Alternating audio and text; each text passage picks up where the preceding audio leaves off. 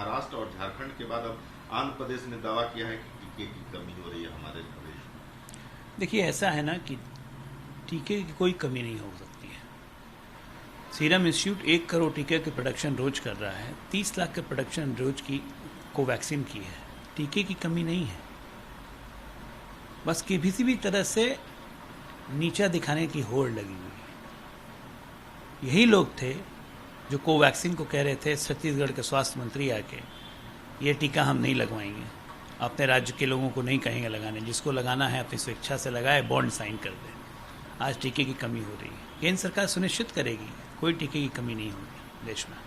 महाराष्ट्र में योजना की कमी के कारण कोविड-19 के टीकों की 5 लाख खुराक बर्बाद हुई है। जावड़ेकर ने यह आरोप लगाया महाराष्ट्र का। नहीं, 5 लाख से कहीं ज़्यादा बर्बाद हुई है। महाराष्ट्र को 1 करोड़ 17 लाख टीके की डोज दी गई थी, 11% टीके बर्बाद किए हैं महाराष्ट्र में। ये टाइम्स ऑफ इंडिया और हिंदुस्तान टाइम्स की फ्रंट पेज की रिपोर्ट है, तो उसके हिसाब से तो ज़्यादा टीके बर्बाद हुए हैं। खैर, बर्बाद हर राज्य में हुए हैं, ये कोई कारण नहीं हो सकता है कि फिर भी टीके की कमी हो जाए, इसलिए टीके की कमी नहीं है।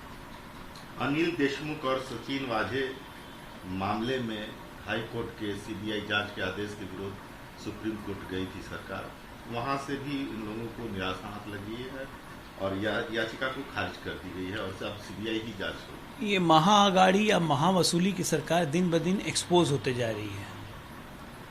मुंबई हाई कोर्ट ने सीबीआई अनुशंसा की थी। आप सोचिए कि क्या खौफ है इन लोगों को कि ये सुप्रीम कोर्ट तक पहुंच गया कि सीबीआई की अनुशंसा न हो। चोर की दाढ़ी में तिनका होता है, ये साबित कर दिया सरकार ने। इस सरकार के उल्टी गिनती शुरू हो चुकी है। इस पर संजय राउत ने कहा है कि महाराष्ट्र सरकार को अस्थिर करने के लिए गंदी राजनीति। मुझे समझ में नहीं आता है, जब कोर्ट अनुशंसा करती है किसी जांच की तो सरकार अस्थिर कैसे होती है? सरकार अस्थिर तभी होती है जिसमें उसमें सिर्फ अस्थिर लोग ही होते हैं। ये तीनों दल अस्थिर है, कोई स्थिरता है ही नहीं, तो ये लोग महाराष्ट्र को कहाँ से स्थिरता देंगे और सरकार कहाँ से स्थिर होगी? ये अपने आप में अस्थिर लोग हैं।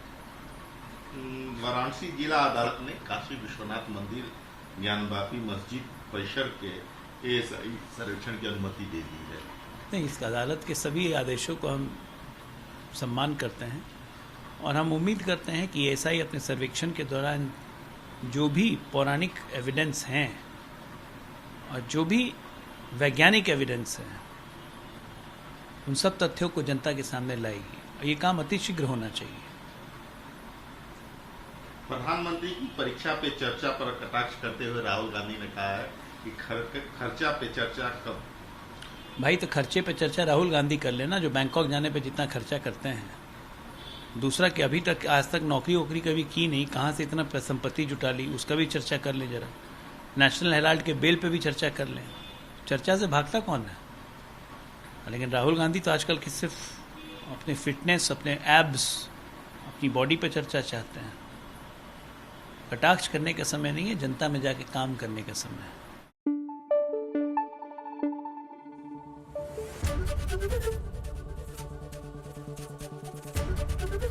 एबीपी न्यूज आपको रखे आगे।